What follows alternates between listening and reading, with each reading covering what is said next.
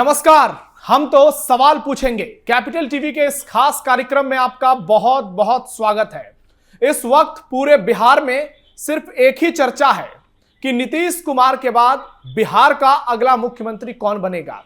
पिछले 48 घंटे में जिस तरीके से घटनाक्रम में तेजी से बदलाव देखने को मिले, ऐसी घटनाएं सामने आई जिसकी कल्पना फिलहाल तो किसी बिहारी ने नहीं की होगी, लेकिन अचानक से पूरे बिहार में तूफान मच जाता है और नीतीश कुमार मुख्यमंत्री पद उन्होंने ऐलान कर दिया कि अब वो राज्यसभा जाएंगे, यानी बिहार को नया मुख्यमंत्री मिलेगा। दोनों तरफ से वार पलटवार चल रहा है। महागठबंधन की ओर से एनडीए पर खूब हमले किए जा रहे हैं। कहा जा रहा है कि नीतीश कुमार के साथ बीजेपी ने बहुत बड़ा खेल कर दिया। नीतीश की पार्टी में आपसी टूट को लेकर सवाल उठ रहे हैं। कार्यकर्ताओं का विरोध प्रदर्शन शुरू है। चारों तरफ से बयानबाजी हो रही है। दीपांकर भट्टाचार्य कह रहे हैं कि बिहार के साथ मजाक हो रहा है। ऐसे एक नहीं कई सारे बयान सामने आ रहे हैं। अखिलेश यादव पुराने वीडियोस को वायरल करते हैं और कहते हैं हमने तो पहले ही कहा था कि बीजेपी नीतीश के साथ खेला करेगी। ऐसे में अब पूरे बिहार की राजनीति गरमाई हुई है और इस वक्त नीतीश कुमार के आवास पर इमरजेंसी मीटिंग चल रही है जेडीयू सांसदों की और विधायकों की। ऐसे में अब सबसे बड़ा सवाल जो आज है वो यही है कि बिहार में बहार है या बिहार की राजनीति से नीतीश कुमार बाहर है। और दूसरा सवाल, सम्राट को मिलेगा ताज या फिर किसी और का चलेगा बिहार में राज। तो कार्यक्रम की शुरुआत करते हैं, चर्चा की शुरुआत करते हैं। आज हमारे साथ बहुत ही खास मेहमान जुड़े हुए हैं। राजकिशोर सैफी जी दरभंगा से जुड़े हैं जेडीयू से, और हमारे साथ आईआईएमसी के प्रोफेसर और सीनियर जर्नलिस्ट अरुणेश द्विवेदी जी जुड़े हैं। आप दोनों का बहुत बहुत स्वागत है। पहला सवाल अरुणेश जी आपसे ही है। बिहार में क्या वाकई में ऑपरेशन लोटस चल गया और यहां से आगे आप बिहार की सियासत को अब कैसे देखते हैं? क्या लग रहा है सम्राट चौधरी बिहार के अगले मुख्यमंत्री होंगे? देखिए, पक्के तौर पर तो कुछ कहा नहीं जा सकता है नवेंदु। उसकी वजह यह है कि बीजेपी अपनी जो इमेज बना रही है ना, वो बहुत ही एक अनप्रिडिक्टेबल पार्टी की इमेज है। और खास तौर पर जो अहम फैसले होते हैं वो बीजेपी के हाईकमान, जिसको हमारे मजाक में हमारे जो पत्रकार बंधु हैं वो कहते रहते हैं जय और वीरू की जोड़ी, यानी अमित शाह और मोदी जी। ये लोग छुपे रुस्तम है। कहीं से भी किसी भी छुपे रुस्तम जो उनके कार्यकर्ता हो सकते हैं या फिर उनकी पार्टी के कोई भी नेता हो सकता है जिसकी चर्चा मीडिया में दूर दूर तक नहीं हो रही है, हो सकता है उसको ही बिहार का नया चीफ मिनिस्टर बना दिया जाए। आने वाले दिनों में ये साफ हो जाएगा। लेकिन अभी जो आपका सवाल है सम्राट चौधरी को लेकर के, तो उनकी दावेदारी मजबूत तो है, इसमें कोई दो राय नहीं है। और जितने भी नाम अभी मीडिया में चल रहे हैं उन सभी नामों में सम्राट चौधरी का नाम सबसे आगे है। लेकिन सम्राट चौधरी को लेकर जो कंट्रोवर्सी हुई थी अभी बिहार में, जो विधानसभा चुनाव हुए थे, खासतौर पर उनके एजुकेशनल क्वालिफिकेशन को लेकर के, तो कहीं ना कहीं मुझे लगता है कि जरूरी नहीं है कि बीजेपी के हाईकमान यानी जय और वीरू उनके नाम से सहमत हो जाएं और उनका जो है उनको सीएम के पद की पर मुहर लगा दें। कोई दूसरे नाम भी हो सकते हैं। लेकिन मुझे लगता है इस पूरे घटनाक्रम में सबसे बड़ा सवाल नीतीश कुमार की सियासत को लेकर उठा है, क्योंकि नीतीश कुमार को जो है बिहार की जनता ने चुना है बिहार की सेवा करने के लिए, और बहुत बड़ा एक वोट बैंक नीतीश कुमार का बिहार में है।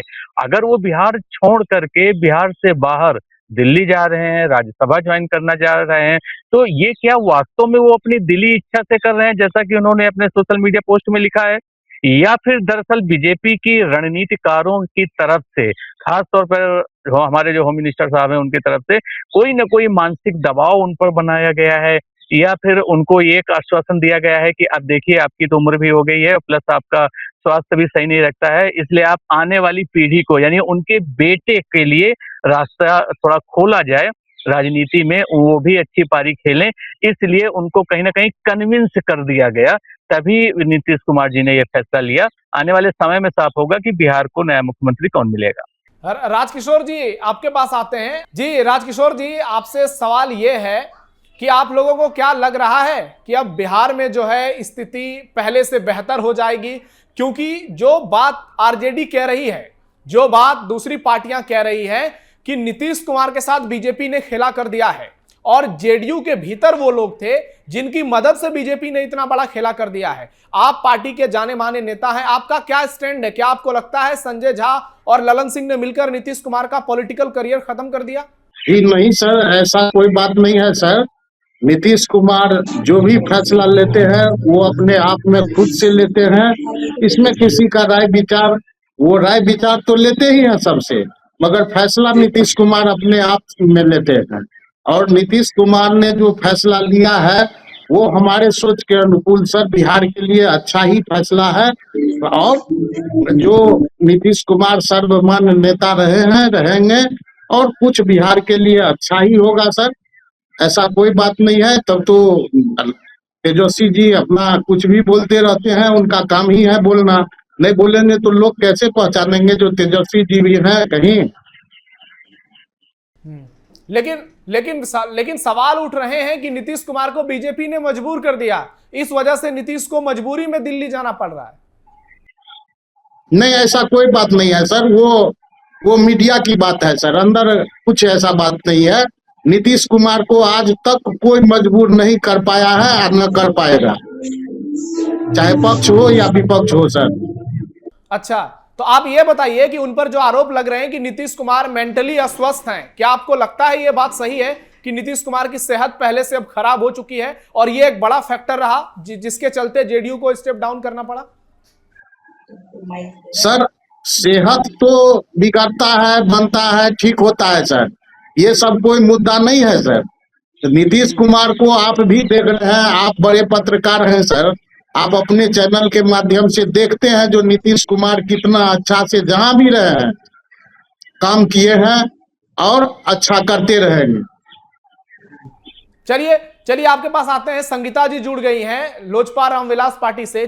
संगीता जी, आप पर बड़े आरोप लग रहे हैं कि आपने ही 2020 से शुरू किया था खेला। बीजेपी के कहने पर आप लोगों ने नीतीश कुमार के खिलाफ कैंडिडेट उतार दिए और जब 42 सीटों पर नीतीश आए तब बीजेपी के साथ उनकी जो एक तरह से बॉन्डिंग थी वो कमजोर हुई। नीतीश कुमार ने कहा कि मैं मुख्यमंत्री नहीं बनना चाहता हूं, उसके बाद भी बीजेपी ने बनाया और तब से डाउनफॉल शुरू हुआ और आज आखिरकार देख लीजिए।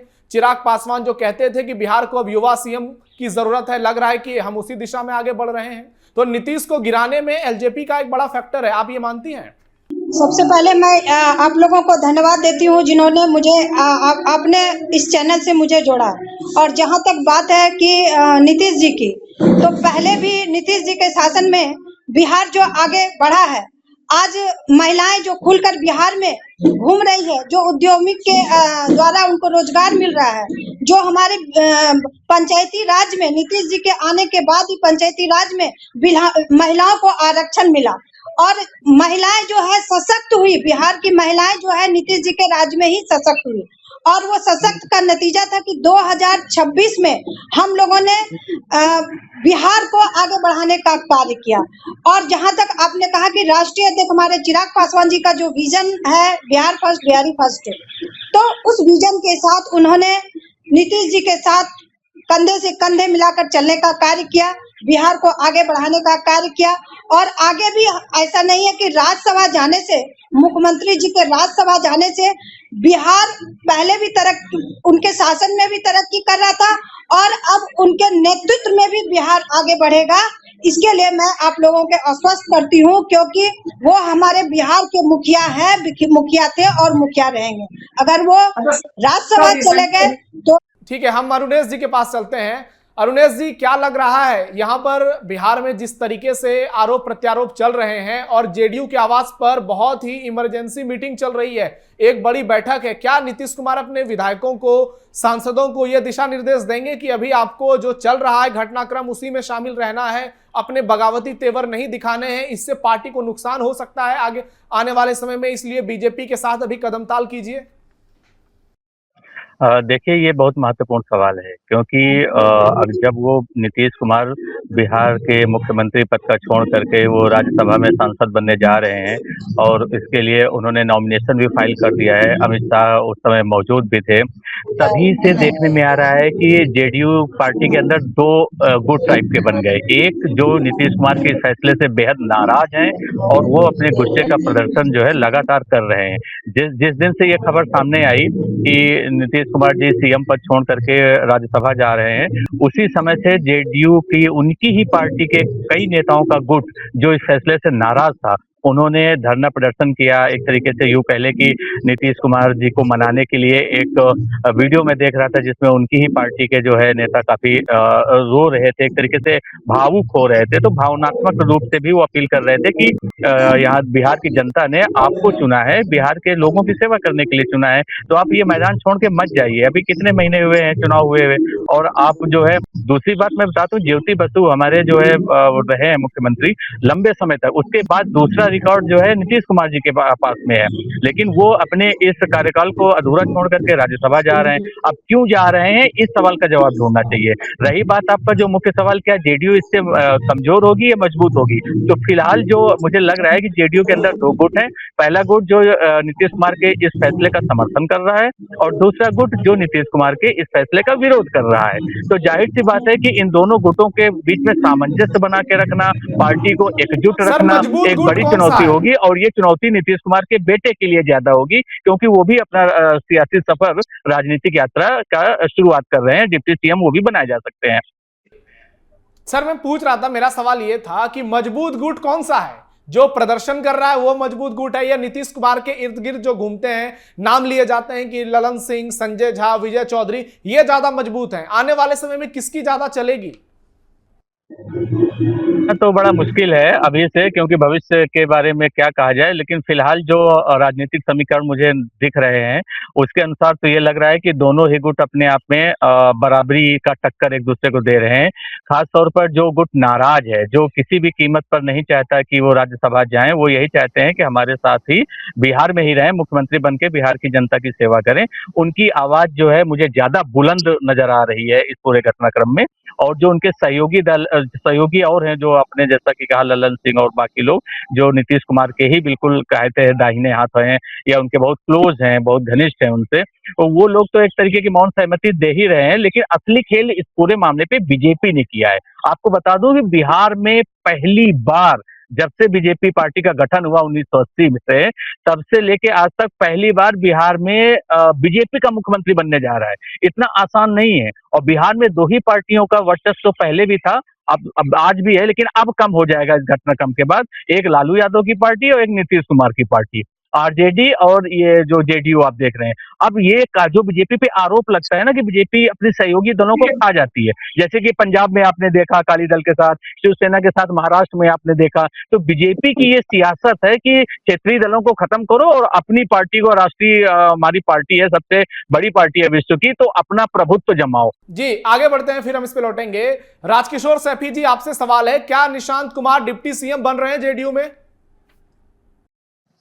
देखिए सर, ये आदरणीय नेता का बात है, इसमें अभी हम कुछ नहीं कर सकते हैं सर। ये जब फैसला होगा तो आप खुद जान जाइएगा और हम लोग भी बता देंगे। ये हमारे राष्ट्रीय कार्यकारी अध्यक्ष और राष्ट्रीय अध्यक्ष जी का है, माननीय नीतीश कुमार जी का है, और ऊपर में जो प्रदेश में हमारे पार्टी नेता नहीं सब है टूटेगी वो आपकी? लोग इस पर फैसला लेंगे सर। पार्टी नहीं टूटेगी जेडीयू? नहीं, कभी ऐसा कहीं संभावना भी नहीं दूर दूर तक दिख रहा है सर।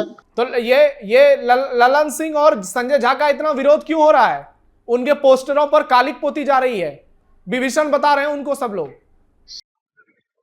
सर, उसमें जो भी कुछ हो रहा है वो हमारे ही विपक्ष के और सामाजिक तत्व कर रहे हैं। उसमें कोई हमारे वैसे लीडर का आप इस नाम विपक्ष को कहां से ले आए?